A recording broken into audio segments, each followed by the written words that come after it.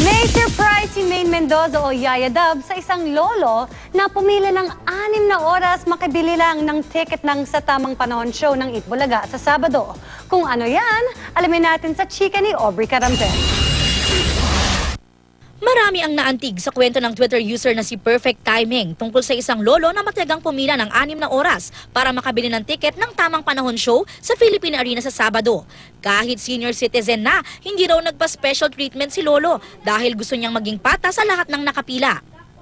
Umabot kay May ang kwento ni lolo at na-touch daw siya kaya pinahanap niya ito. Nahanap din ng GMA News si Lolo Lawrence D. na isa palang seaman o chief steward ng isang barko. Ipinakita niya sa amin ang nabiling mga tiket na tig 150 pesos.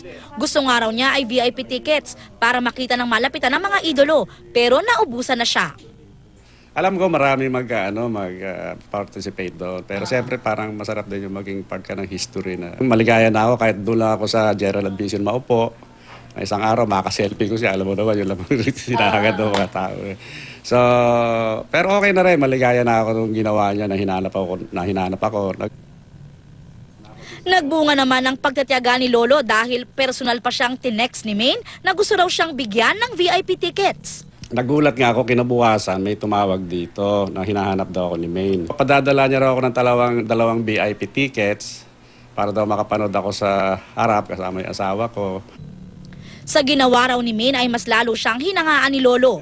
Tuwang-tuwa raw siya kay Maine na pinapanood na daw niya kahit nasa barko noong nag-dub smash pa lang ito.